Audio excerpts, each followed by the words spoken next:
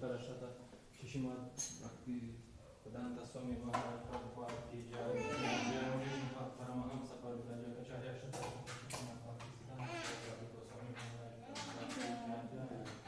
Vaishnava Vrinda ki jai, ki jai, prem se gaho Shri Krishna Chaitanya Prabhu Nityananda Shri Advaita Gadadhara Shivasa Devara Vrinda ki jai, Shri Radha Krishna Gopal Gopinath Shama Sundara Giri Govardhan ki jai, Vrindavan Dham ki jai, Mathura Dham ki jai, Navadvip Dham ki jai, Gandhamai ki jai, Amrani ki jai, Tulasi Devi ki jai, Bhakti Devi ki jai, Gadam Sarvaswami Agya ki jai, Radhananda Production Distribution ki jai, Prasad Distribution ki jai, Gora Brahmananda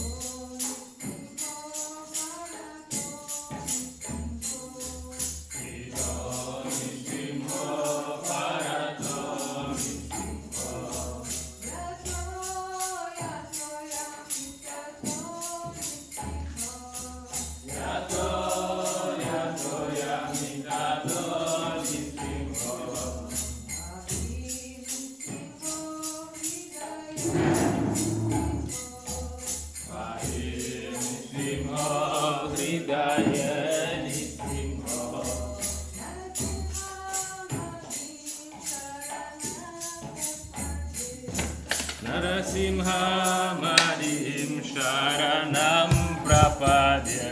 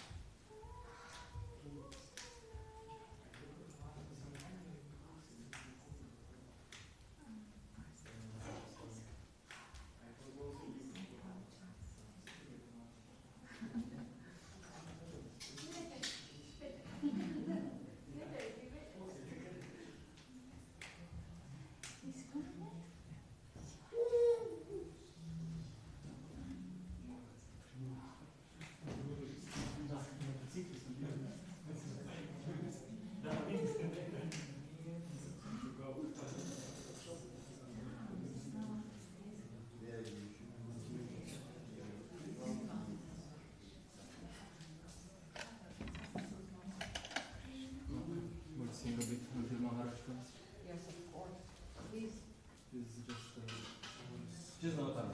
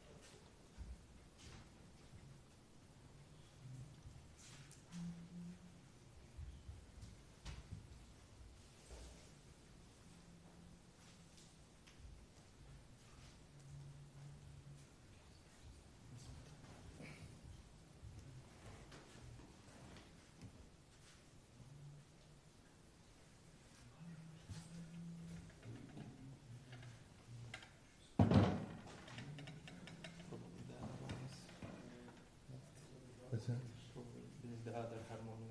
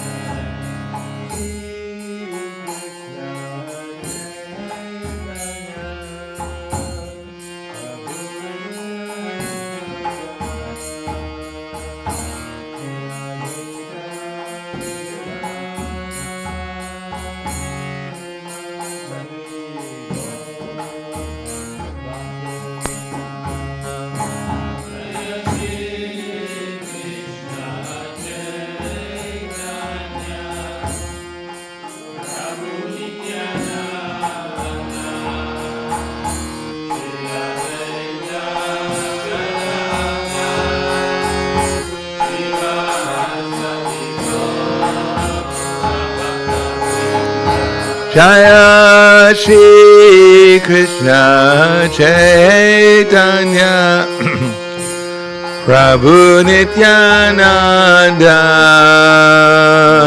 Shri Advaita Gadadhara Srivasadi Gaur Bhaktivinoda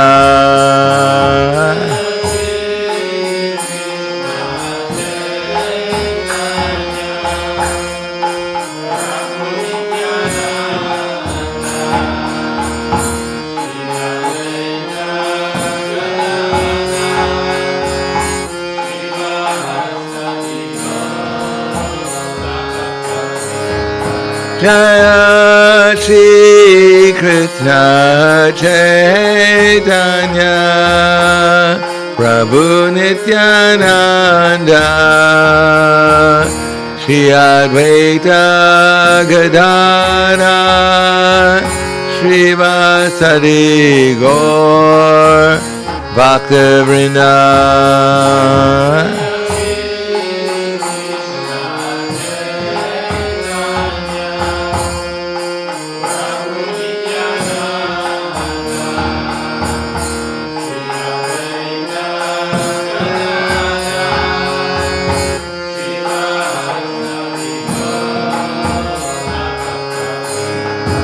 Jaya Shri Krishna Chaitanya Prabhu Nityananda Shri Advaita Gadadhara Srivasadi Gaur Bhaktivinoda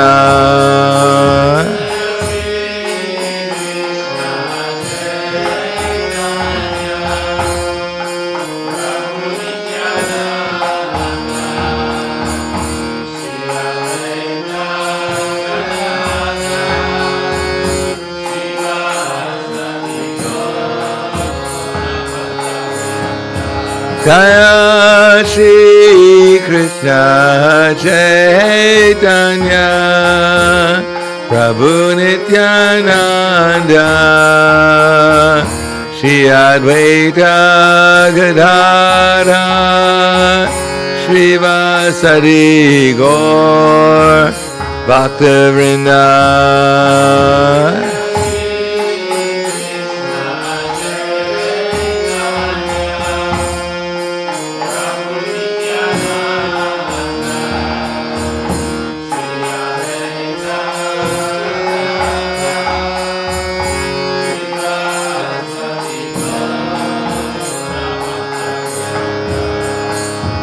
Hare Krishna, Hare Krishna, Krishna Krishna, Hare Hare, Hare Rama, Hare Rama, Rama Rama, Hare Hare.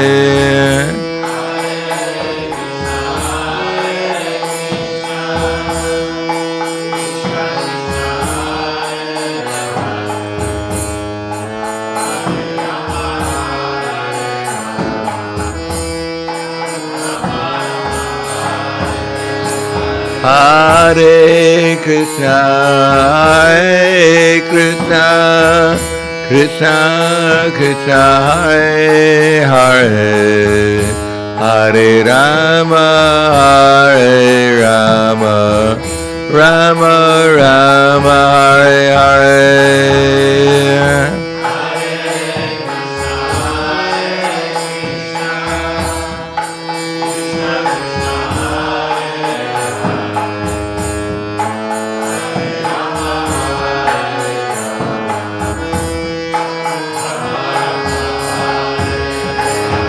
Hare Krishna, Hare Krishna, Krishna Krishna, Hare Hare, Hare Rama, Hare Rama, Rama Rama, Hare Hare.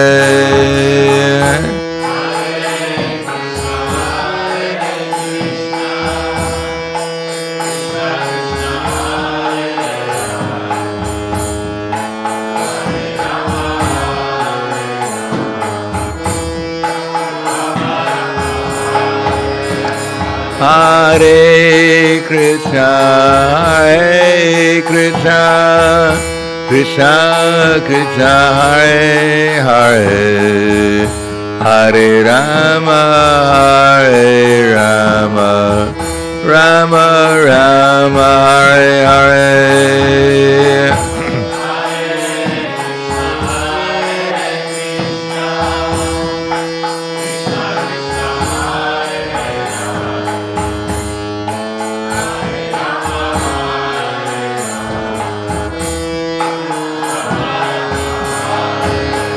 Hare Krishna,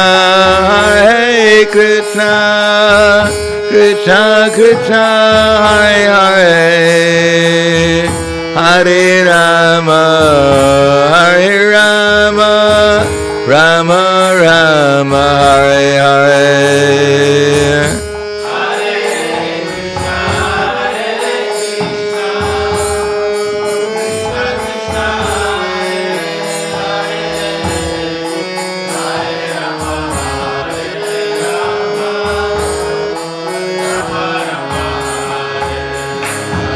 Hare Krishna, Krishna Krishna, Hare Hare, Hare Rama, Hare Rama, Rama Rama, Hare Hare.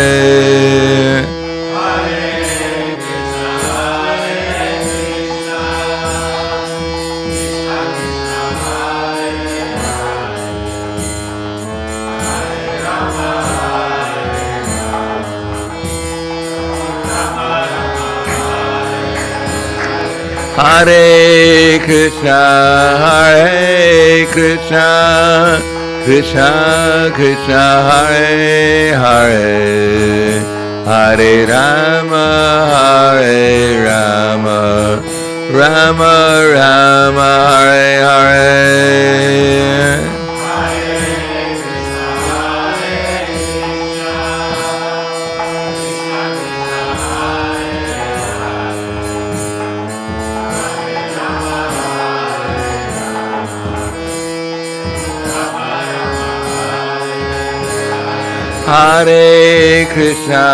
Hare Krishna, Krishna Krishna, Hare Hare, Hare Rama, Hare Rama, Rama Rama, Hare Hare.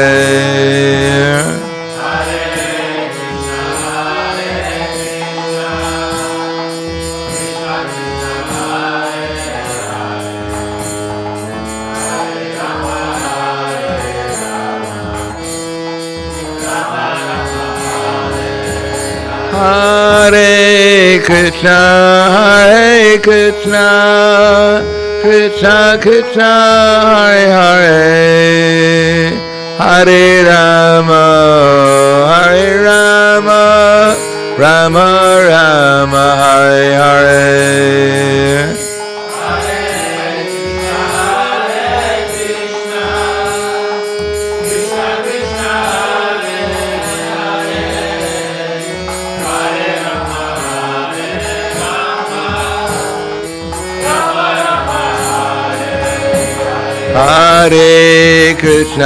Hare Krishna, Krishna Krishna, Hare Hare, Hare Rama, Hare Rama, Rama Rama, Hare Hare.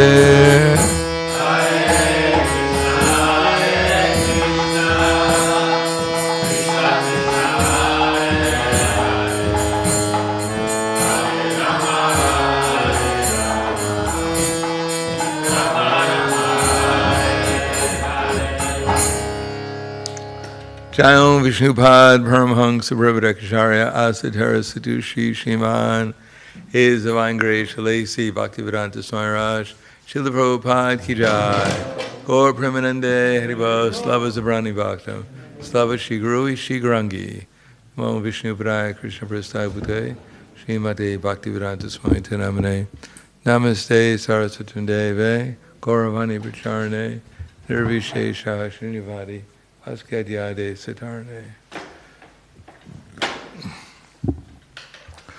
Om Agyanatvanandasya Gananjana Stalakaya Chaksur Militam Yena Tasmai Shri Guruve Namaha Shri Chaitanya Manobishtam Stapitam Yena Bhutale Swayam Rupa Kadam Hayam Dadati Swapadantikam Pandeham Shri Guru Shri Yuta Padakamalam Shri Guru Vaishnavam Scha Shri Rupam Sagradatam Sahagana Raghunatam Vitam Tam Sajivam Sadvaitam Savadutam Vrijana Saitam Krishna Chaitanya Devam Shri Radha Krishna Padan Sahagana Lalita Shiva Sakans Vitam Scha Hey Krishna Karna Sindhu Dinabandho Jagatpate Gopesha Gopika Kanta Radha Kanta Namostute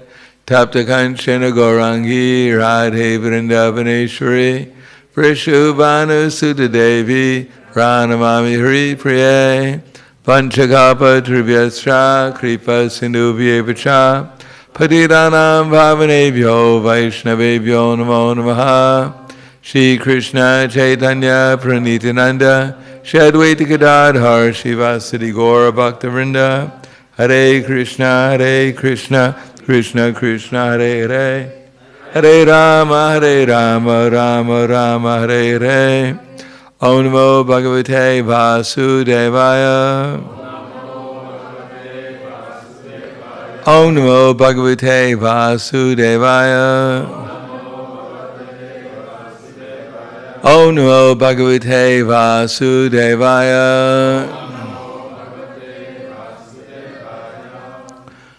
Srimad-Bhagavatam, Chapter 18, Perfection Renunciation, Text number 13.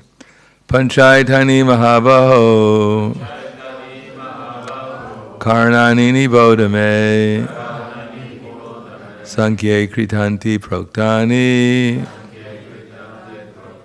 Siddhaye Sarvakarmanam Panchaitani Mahabaho Karnanini Bodhame Sankhye Kritanti Proktani Siddhaye Sarvakarmanam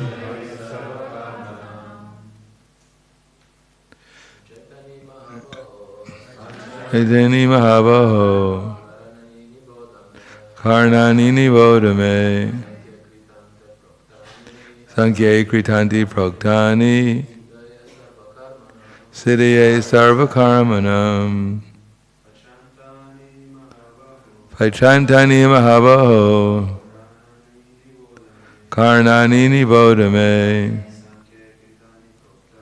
Sankhye Kritanti Proktani Siddhaye Sarvakarmanam Pachantani Mahabaho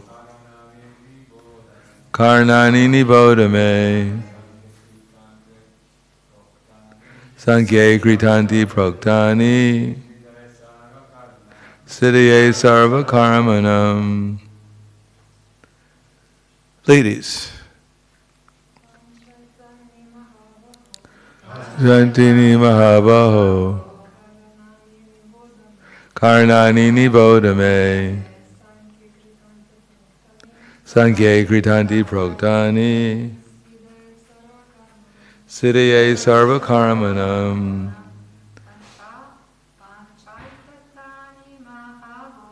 Panchaitani Mahabaho Karnanini Bodhame Ganti Proktani Siddhaye Sarvakarmanam. Pancha 5 Etani these Mahabaho Almighty Armed One Karnani causes Niboda just understand me, from me, Sankhya and the Vedanta, Krita Ante, and the conclusion, Proktani, said, Siddhaye, for the perfection, Sarva, of all, Karmanam, activities. Translation and purport by His Divine Grace, A.C. Bhaktivedanta Swami Srila Prabhupada. Almighty armed Arjuna, according to the Vedanta, there are 5 causes for the accomplishment of all action. Now learn of these from me. Purport. A question may be raised that since any activity performed must have some reaction, how is it that the person in Krishna consciousness does not suffer or enjoy the reactions of work? The Lord is citing the Vedanta philosophy to show how this is possible. He says that there are 5 causes for all activities, and for success in all activities one should consider these 5 causes. Sankhya means the stalk of knowledge. Vedanta is the final stalk of knowledge accepted by all leading acharyas. Even Sankara accepts Vedanta Sutra as such. Therefore, such authority should be consulted. But the ultimate control is invested in the Supersoul. As stated in the Bhagavad Gita, Savasya Jaham Riddhi Sanavishta. He is engaging everyone in certain activities by reminding him of his past actions. And Krishna consciousness, acts done under his direction from within, yield no reaction, either in this life or in the life after death. Panchaitani mahabaho karnanini bodhame sankhye kritanti proktani siddhaye sarvakarmanam. Almighty armed Arjuna, according to Vedanta, there are 5 causes for the accomplishment of all action. Now learn of these from me. Namo Vishnu Padaya Krishna Prasthaya Bhutale Srimate Bhaktivedanta Swami Namane Namaste Sarasvatundeve Gauravani Pacharane Nirvishesha Shunyavadi Paskatyade Satarane. Krishna, in the summary of the 18th chapter, he's explained about karma yoga, doing one's sacrifice, charity, and penance for Krishna. Now he's going to explain about jnana yoga. What is the soul doing in the material body, and why he becomes entangled, and how he can work in such a way as not to become entangled. Entangled means to be entangled in the material concept of life. In other words, our identification with this body and the mind is our entanglement. So there's certain work that will free us from these misconceptions, and there are certain activities which will bind us to these misconceptions. So Krishna is explaining here that it's not a question, as he'll go over, that adishtanam tata karta karanam chapritag vidan vividas chapritag chesta daivam chaivatma panchamam. There are 5 kinds of activity, there are 5 causes for any kind of activity, beginning with the body. In other words, one needs a body to do anything. So we all have a body, but that's not sufficient. We also need senses. If we can't see, it's very difficult to do anything. We can't walk, it's very difficult to do anything. And not only that, we need adishtanam tata karata, we need a soul inside the body. So we're the soul inside this body. But even that's not sufficient. We need endeavor, we need energy. We need the energy so that when the soul desiring plus the super soul, because the super soul is the one who's in charge of the material energy, we're not in charge of the material energy. Material energy means not only the gross and subtle material bodies, but also the energy that allows the body to work. So we're not in charge of any of it. Krishna is in charge of the material energy. Therefore our senses and our subtle body doesn't work independently, nor does the energy that we have work independently. It's all directed by Krishna. He's directing his material energy in different ways. but according to the desire of the living entity. In other words, in the Bhagavad-Gita, Krishna had said that Nichamatani karmani nivananti dhananjaya udastinadvarasi namasaktam teishu karmasu. That all this work cannot bind me, I'm ever detached, see it as though neutral. In other words, although Krishna is neutral, he's like the judge.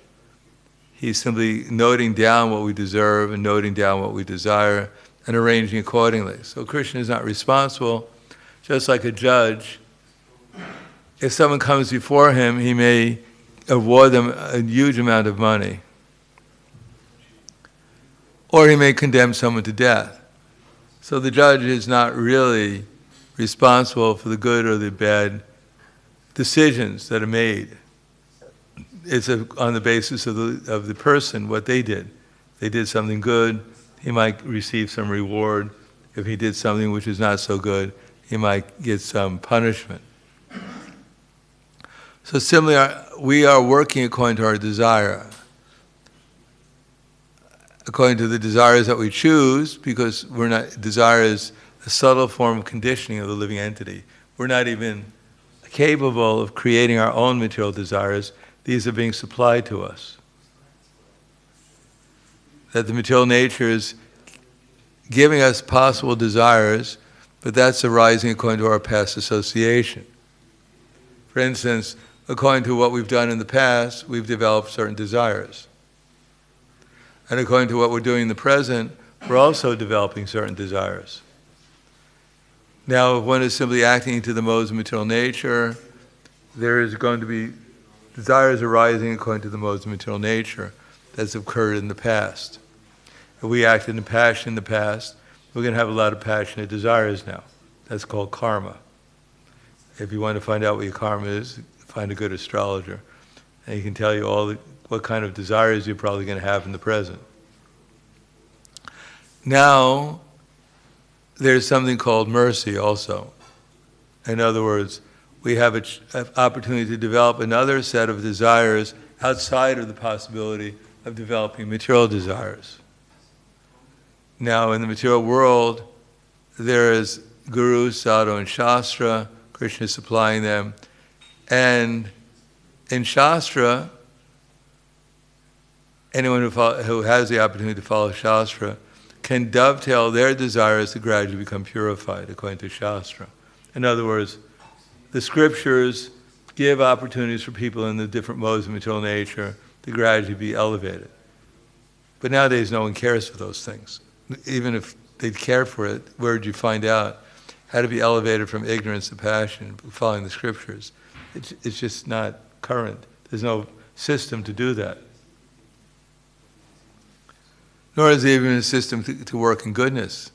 How many people do you know are working in goodness in the material world? You'd starve to death. People don't. And even people who wouldn't starve to death, still they don't really incline to act in goodness. They have all the time in the world.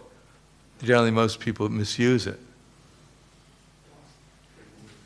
Therefore, there is a possibility of acting in Krishna consciousness to elevate oneself to a higher level of desire. In other words, if we hear from the scriptures and we accept what Krishna says and we agree to do what Krishna says, this is all based upon desire. In other words, we're understanding what Krishna wants, we're accepting what Krishna wants, we want to do what Krishna wants. And then, actually, all we're doing is desiring, and then Krishna makes all the arrangements.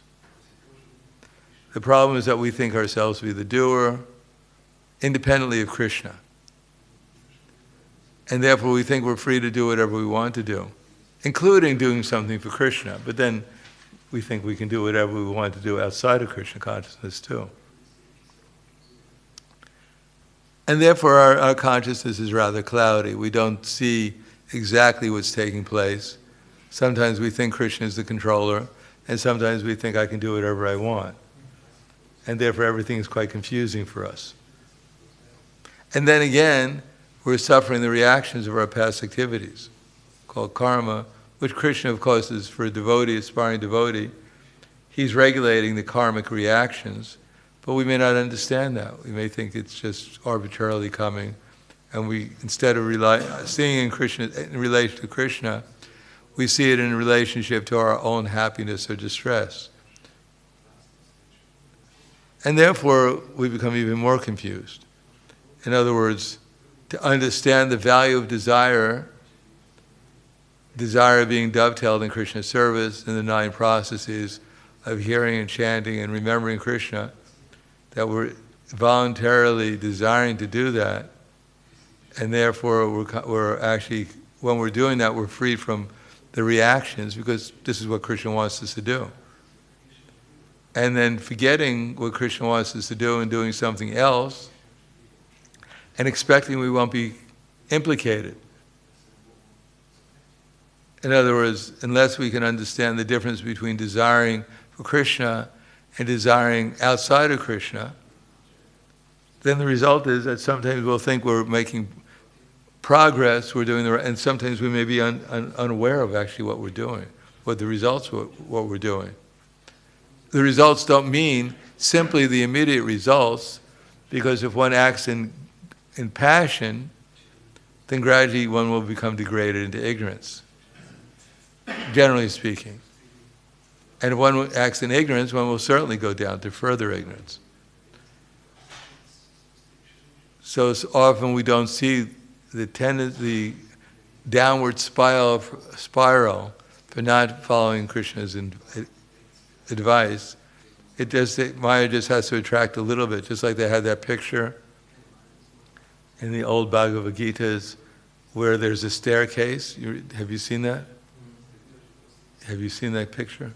There's a staircase, and then there's a lady devotee inviting everyone to go upwards on the staircase to meet Radha and Krishna, and then there's another lady inviting everyone down, enticing everyone down to the lower modes of material nature.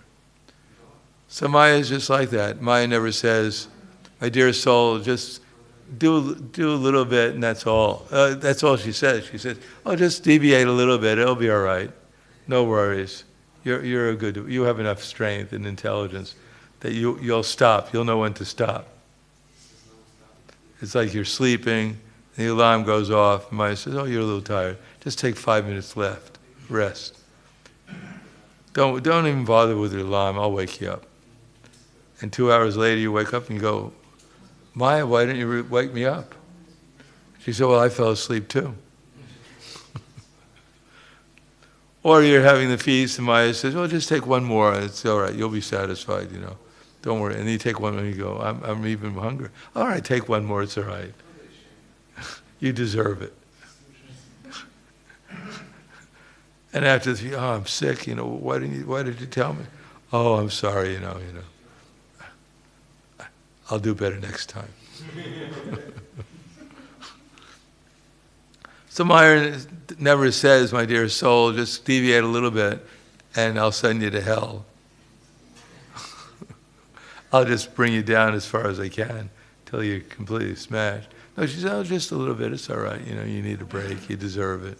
You can't be so strict."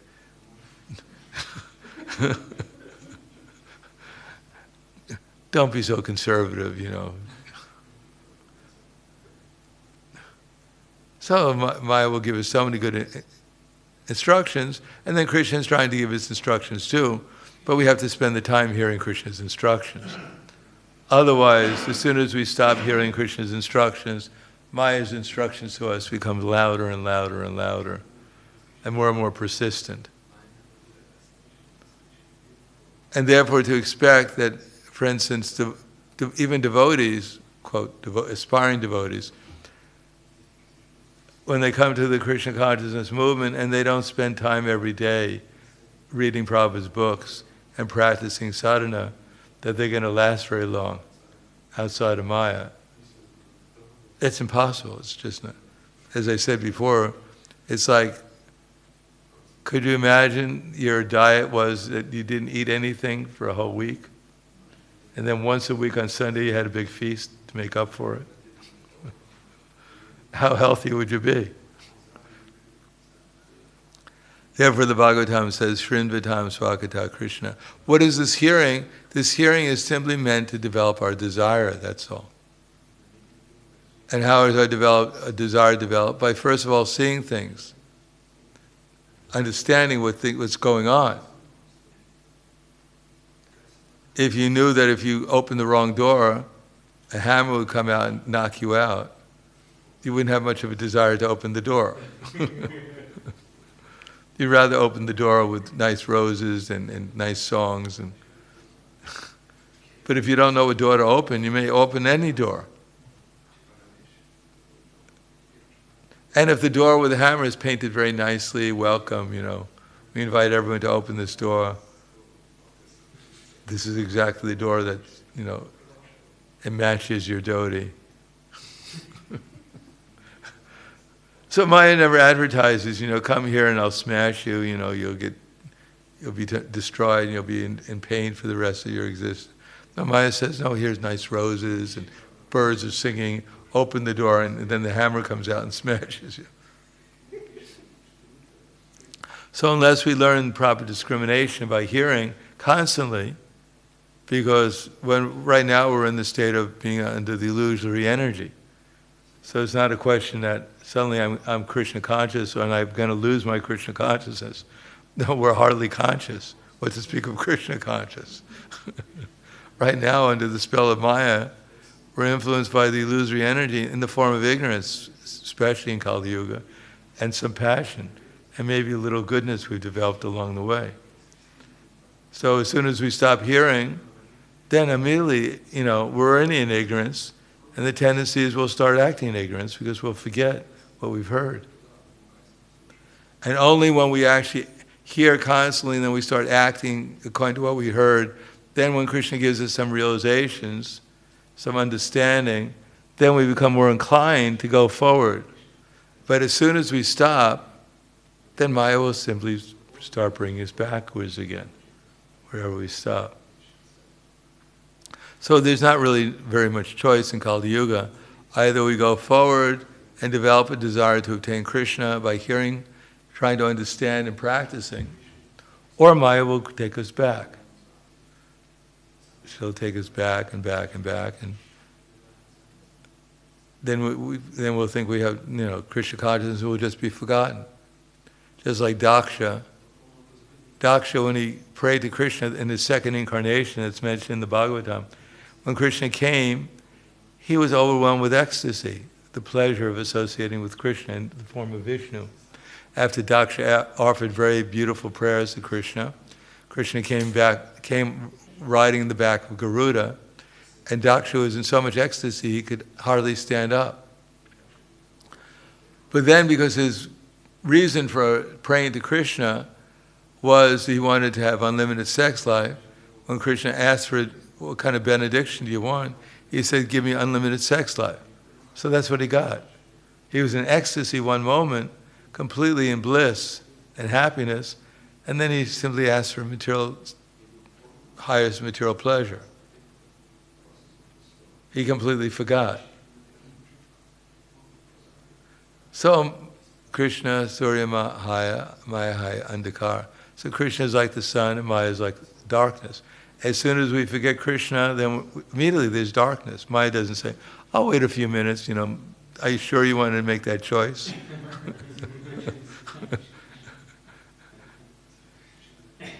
No, we make the wrong choice, Krishna will go, beep, beep, you made the wrong choice. We're going, leave me alone, Krishna, And then, after a while, the beep, beep goes away. We don't hear Krishna anymore. And we start justifying why he made this choice. Then we start believing I made the right choice, and there was no such thing as Krishna. There's no other alternative. So the conclusion is our desire is very precious. Only by hearing constantly, but consistently, I can't say constantly, consistently developing some sadhana to hear about Krishna, whether in the temple or outside the temple. And that hearing about Krishna is not just hearing about Krishna carrying a flute and dancing with the gopis. Specifically for us, it's exactly what I'm supposed to do with this body to serve Krishna in any circumstance. That's the first thing we have to know. Am I acting in Krishna's service, or am I acting in Maya's service? What about my thoughts? Am I thinking about Maya, my own material happiness, or my material distress, or am I thinking about serving Krishna? And what's the difference and how to change it? What about my speaking? Am I speaking about Krishna? Am I communicating in relation to Krishna? Or according to my illusory conceptions of who I am and who everyone else is? That's the most important thing to hear about. To dovetail our present existence in Krishna's service. Otherwise, we may hear lofty topics about Krishna, but as soon as we stop hearing those topics, we're back doing the wrong thing, thinking the wrong thing, saying the wrong thing, and it's almost like it was just a dream hearing about Krishna. It sounds nice, but unless we put ourselves practically with what we have now in Krishna's service, hearing nice things about Krishna won't help us very much. Only if it inspires us to actually do something practically with our present body, with our present mind, with our present words, then it may be helpful. Otherwise, it's just like, the example is, the elephant bathing. It goes into the water and bathes itself very nicely, but when it comes out of the water, it immediately throws dirt all over its body. What's that? So hearing about Krishna, even in these kirtan, they're very nice. It's something positive. But if we don't learn how to act dutifully in terms of our present position in the material world, at least in the mode of goodness, and to develop our Krishna consciousness, then it's just like, it's like you may fast for the whole, you may eat some nice candy sometime, but it's not you actually have to have a steady, healthy diet in order to become healthy. So unless one works consistently in Krishna's service with the right conceptions, we may get some satisfaction temporarily and actually experience how nice Krishna consciousness is with nice kirtan, nice hearing about Krishna, nice prasadam. But if we throw dirt all over our body afterwards, it's not going to help us very much. It won't bring us to the higher levels of Krishna consciousness, where we can actually get free from our misconceptions of life. So I'll stop there. Thank you. Any questions? Yes. There's no microphone. If I understood, you said at one point that we do not make our material desires, but it comes from the mind. That comes from association. Just like now we're here, we're talking about Krishna. So if we're listening, it enters into our mind, and it gets stored away. So under there's different processes of assimilating the knowledge. First is just merely hearing. So we can test if we've actually heard anything with any attention, we should be able to remember it. We can't remember it, it means that we haven't really listened very carefully, taken it seriously, enough to remember it. Now if we can remember it, now we have to perceive it, what's actually it's saying. We have to analyze and see what its relevance to my life is, what I can practically do on that basis so I can serve those instructions. So that's deeper into the intelligence, and the possibility of manifesting further into the mind is there, if it's deeper into the intelligence. And then we have to actually act according to it, especially in terms with conviction, especially according to the services outlined. In other words, when the instructions become deep enough under any circumstance, or most circumstances, we can actually follow the instructions. That's called conviction. They're not under different circumstances, we just don't forget and do something else. Then, when it's even more deeply into our consciousness, then we skillfully act in terms of the devotional services we perform, especially the 6 loving exchanges with the devotees, or our attention to the deities, or our determination to spread the Sankirtan movement. Then we become skillful in some service to Krishna, especially to the Sankirtan movement. And then when it becomes further deep, then it becomes part of our nature, it becomes our character. and we can't deviate. We have no other desire except to serve Krishna. So that depends upon how much we've heard, how deeply we've assimilated, how deeply we've practiced, and how deeply we've become absorbed in Krishna's service. So therefore Krishna says, if you can't fix your mind upon me without deviation and engage all your intelligence in me, then practice the regular principles of bhakti-yoga, and this way try to develop the desire to obtain me. So there's a process of developing that desire, from knowledge to perspective, to conviction, to skills, to character. Yes? What's that? Sometimes we face with an argument saying that I am not in control of my actions, so they are all dictated to Well, that's probably quite unfortunate. and I am not in control of my the desires. So why I am guilty? Everything is Because you're responsible. Just like if you have a choice to turn right or turn left. And if you turn left, then you fall into a boiling pool of oil. And if you turn right, then you turn into a beautiful swimming pool. So someone says, take your choice. Do you want to turn right or left? You say, well, I don't really care. I'll just spin around or wherever I wind out. Then you have a choice. So you have to take the choice. Either we serve Krishna, we desire to serve Krishna, and then Krishna will arrange that our senses and mind will be controlled and engaged in His service under His internal energy. Or we choose not to serve Krishna, then we're under the three modes of nature. And yes, in any case we're being controlled. But we have a choice, either be controlled by Krishna or controlled by Maya. That's our choice.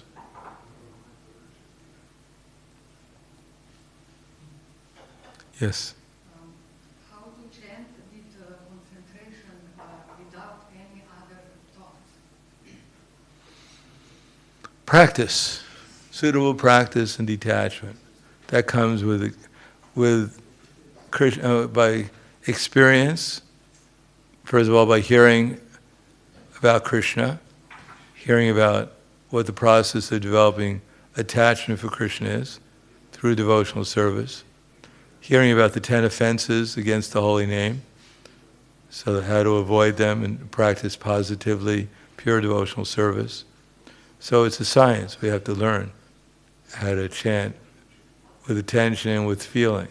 But that comes from gradually doing regularly chanting a prescribed number of rounds a day, and then trying to learn the science of chanting with attention and with some feeling. So that has to be learned gradually. And it's based upon, sometimes, it's also based upon the realizations, the intelligence Krishna will give us. But Krishna says, I give thee the intelligence how to come to me according to how steady and how enthusiastic one is about the process of devotional service. So according to how steady and how enthusiastic we are about chanting, Krishna gives us the intelligence how to improve the chanting with more concentration, with more feeling. So we have to take the opportunity when we're chanting to make an effort to chant with attention, with feeling. And if we make that effort, Krishna will help us. And if we just chant and expect it's all going to come automatically, it won't come automatically. Unless we can learn what the 10 offenses are and how to avoid them, unless we make the effort to do so, then it's very difficult to make any progress. You know what the 10 offenses are? Yeah, so you should learn what we should learn. They used to recite them every day, but you should learn what the 10 offenses are.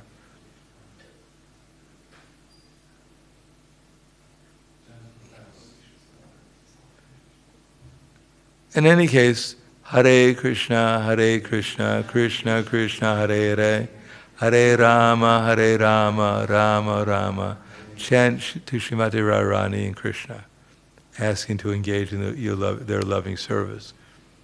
And if you think that that's what I'm doing, Hare Krishna, Krishna Krishna, Hare Hare, hare-rama, hare-rama, rama, rama, hare, hare.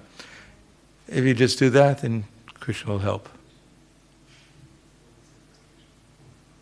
But everything we're doing here, everything we're talking about, is all meant to help us chant with more attention and with more feeling. And therefore, anything we do to progress in devotional service will help us chant more attentively, more feelingly. Yes?